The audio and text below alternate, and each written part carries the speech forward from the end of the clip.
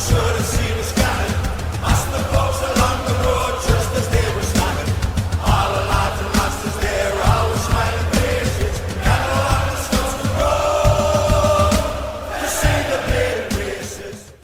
you know what? You know why? Because we're sick of every single media outlet, Paul Merson, Darren Bent, Gabby Agbon-Labor, honestly, all of them just keep linking Isak with a different club. You know what? He's happy here, he's scoring goals, and he's going to fight out at the Champions League. So can they just do all a favour and shut up? Because we're absolutely fed up of it. But yeah, he got another brace, and then the goal. Yes, Fabi Shaw was lucky that instead of heading it clear when he gave it away, and they scored, that made it look like 3-2 after we went 3-1 ahead. We did get lucky with the offside call, because when it we're best, but you don't need to be against a team who'd only won 1 in 35 and won all season going into yesterday. So we were lucky that his goal was ruled out for them. But that goal, when Shaw played it up, came back, and then Tonali, for some reason, he always somehow finds an extra yard of pace. He's header forward. Isak's beautiful touch with his shoulder to Gordon, and Gordon's first time pass out to Tonali, and he was never missing against McCarthy in goal. So brilliant. Yeah, Newcastle were better in terms of the intensity and quality, while not being at the best overall. But like I said, you don't need to be against a team like Southampton, as the away end were chanting, say hello to Sunderland, because that's the only way they're going. They're a terrible team, and Europe just not turning it around. So yeah, that's 10 wins from 11. Newcastle in the final Champions League place as it stands with the coefficients, and 4 consecutive away wins for the first time since 1996. So yeah, we're back to winning ways. Important before Fulham play Man U later today, and we'll see what happens in that game. But at least we'll maintain a gap over Fulham for now of 8 points, so we do have that buffer before we play them on Saturday. But anyway, I'll give you one last scan around here, and thank you all for watching, and I'll be back later after I've been to the women's game. Take care and have a brilliant Sunday, everyone. Enjoy the rest of your weekends for now. Hello again, everyone. Video number 3 of 3 today, so thank you for bearing with us. It's been a long day, starting obviously up in Sea Houses and then driving back to go to the Lassers game, and then getting all the content together and covering the men's game, which I'll now do from yesterday. So brilliant, as I said earlier this morning. Fantastic to get back to winning ways, though we weren't at our best, but I'll reiterate, you don't really have to be against a team like Southampton, but win's a win. You've got to find a way to win. You can only beat the teams who are in front of you. And that was a fantastic way to get back up and running ahead of a key week. Now, I did record this late. It was after Fulham played Manchester United, and Jesus Christ, I've got to say, that was a turgid game. Awful. 0-0, drift into a 0-0, which would have been a result but Fulham lost 1-0. It deflected Lissandro Martinez's goal from the edge of the area, looping over the keeper and into the back of the net. But I'm not going to complain that Fulham lost, because we're still 12 points ahead of Man U. And that's Fulham now 8 points behind us. So that's a massive buffer going into this Saturday's game at St James's Park. And we won't even cover one of the other teams who are meant to be challenging with Spurs. 15 points ahead of them now. That's just... They look like they're in a relegation battle. Honestly, that's insane. Newcastle United, much better team, much better result, much better players, much better striker, and we've just got to get onto it. AlexanderIsak. Now, yeah, I always go into a stat, but I've seen this today and this evening, and I've just collated them together. His stats are absolutely insane. So AlexanderIsak, no other Newcastle striker has done this. He scored in 4 successive Premier League away games. He has got 16 goals and 4 assists in his last 15 games. 21 goals and assist contributions in 22 Premier League games. He's now on 17 Premier League goals for the season. He's only behind Haaland with 18 and Salah with 19. And he's moved up to second in Newcastle's all-time Premier League goalscorer charts. Obviously, Alan Shearer's first 148, but he's on 48, so he's 100 behind. But outright second overtakes Callum Wilson, and he's level with his fellow compatriot, obviously long retired, Freddie Ljungberg. But we've just got to go through it again. He's just everywhere again. I've said this loads, but AlexanderIsak, he is.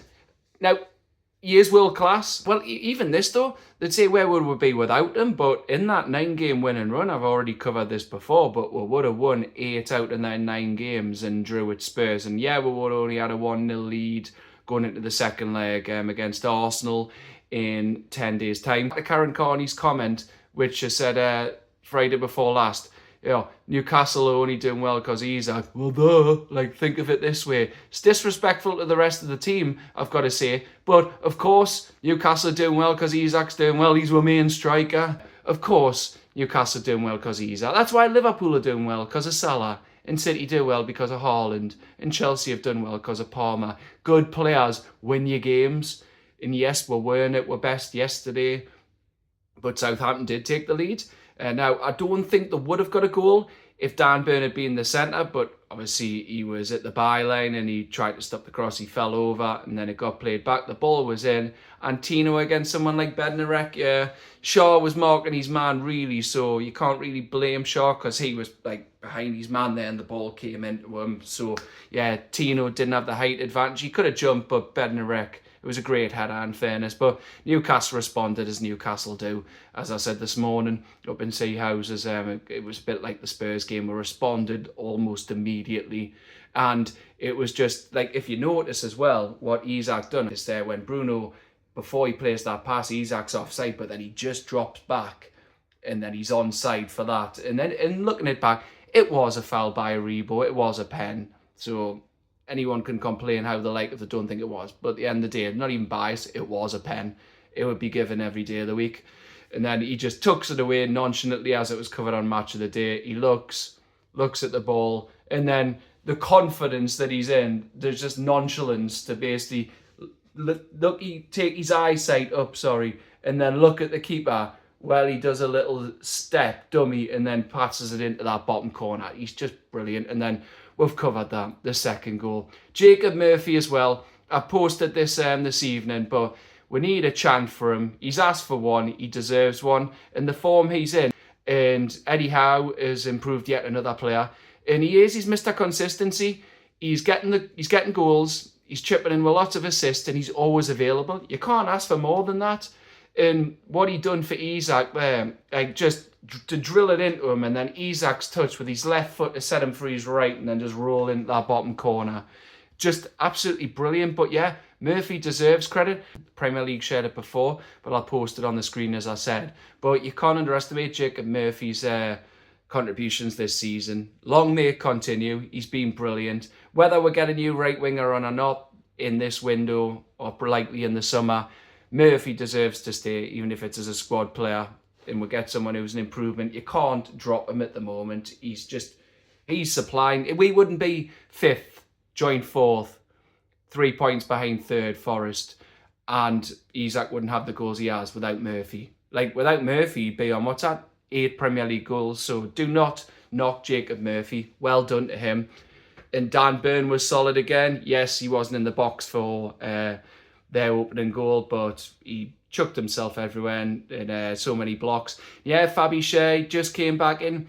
Yes, when Matthias Fernandes went through and got what looked like a goal back to make it 3-2 in a nervy finish, but thankfully VAR proved that he was offside. Don't know if Shaw might have got a shout, and that's why he ducked rather than heading it clear, and Fernandes had a run through and finished it well, in all fairness. But at the end of the day, Shaw still offers you, whether he's lost a yard, that quality at the back with his passes. So Fabi Shaw, and he gives with that balance, right footer, left footer. Yeah, Botman's unlucky not to come in, but I understand having a right foot, left foot balance. It makes so much sense. Tino grew into the game, even though he didn't stop Bednarek. As I said, height difference, could have jumped, maybe could have put him off if he leant into him, but like that. But Tino grew into the game and he carried us forward so much second half. So fair play to him. Hall seemed solid. And then you've got Joe Linton put himself about. Bruno, again, fantastic in the lines as that 8, just creating so much. Covered Murphy. Gordon, again, was there. He got the assist for Tonali's goal, who I'll come on to. But then you've just got to praise AlexanderIsak, as I've said. What a player. Fantastic. And it's just a shame that he didn't get the goal against Bournemouth, because then he'd be one off now from matching the record on Saturday against Vardy. But look, he's done what all good players do, especially strikers. He hasn't let it dent his confidence, and he's come back and scored again. Another 2 goals, just brilliant, brilliant. But SandroTonali, I'd even give him man of the match. He just makes with tick. He honestly does. I mean, we'll all say since he got moved into the 6, but got his first goal since August 2023 on his debut at home against Villa. Obviously, he scored in the cup game against Brentford, but it was great. Honestly, he just makes with tick. He's passing, it's always forward, it's mostly always one touch. His awareness, his engine to go late in the game. But that though, he didn't even leave it for his goal. It was just ridiculous. Like, headed it. Like, the way he just jumped up in front of his man, the determination, the will to get there for, headed it to his man. And then Isak's absurd touch with his shoulder to Gordon, and Gordon first time through. And then Tonali just with the composure just to basically give McCarthy the eyes and then put it down in his bottom right corner. What a player, man. He's just fantastic. Like, I still can't believe Newcastle have signed AC Milan's captain, and just we're seeing the absolute best of him. I'm still adamant now. I said earlier in the season, I think we had the 3rd best midfield. I think at the moment we've got the best midfield. Liverpool just trumped because of the front line, but I think our midfield's better than Liverpool's. It honestly is. I know Joe Linton could be the main player you could possibly replace in future, but at the moment I think we've definitely got the best midfield. We honestly have. So Newcastle, yeah, they've won. They got the job done in the end. Yeah, there may have been a bit complacency, too much respect to Southampton. Second half, sitting off a little bit complacency. Like I said, we got lucky with Fernandez's goal.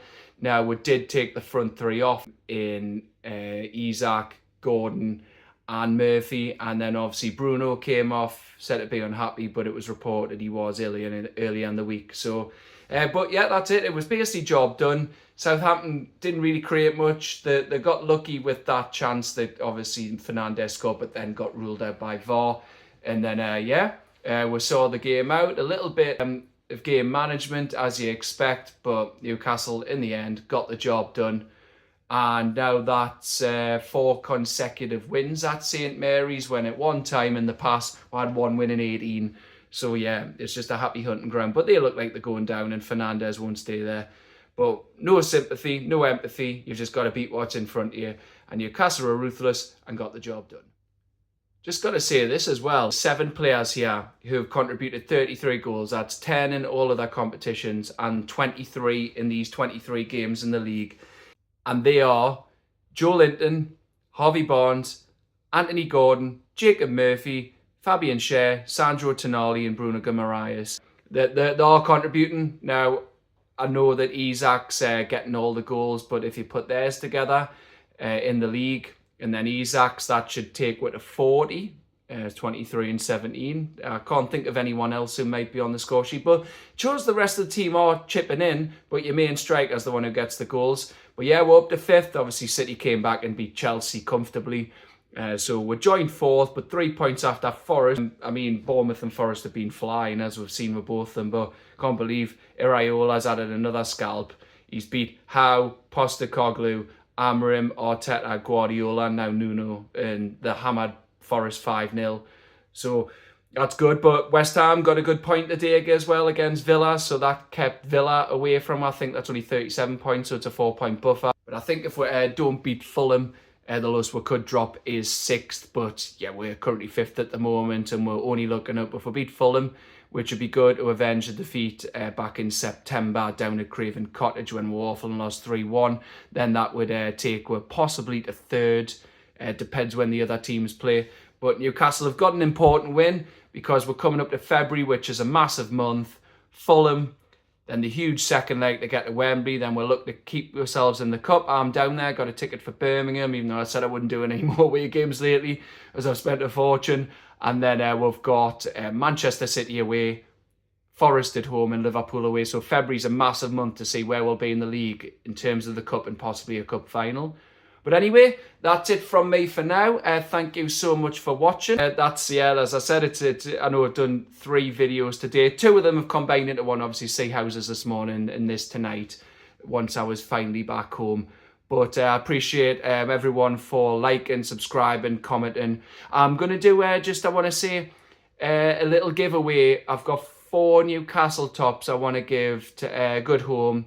The size large, so they might need to go to an adult, but I'm going to give them away for free. I know times are tough. They're not the current tops, but the previous season's tops. Now, if I can get the subscribers on my YouTube channel up to 100, and if I can get up to at least 500 subscribers or followers on the Facebook page for Magnificent Mags, I'll do that giveaway. So please share the word, like, comment, share, subscribe, turn notifications on.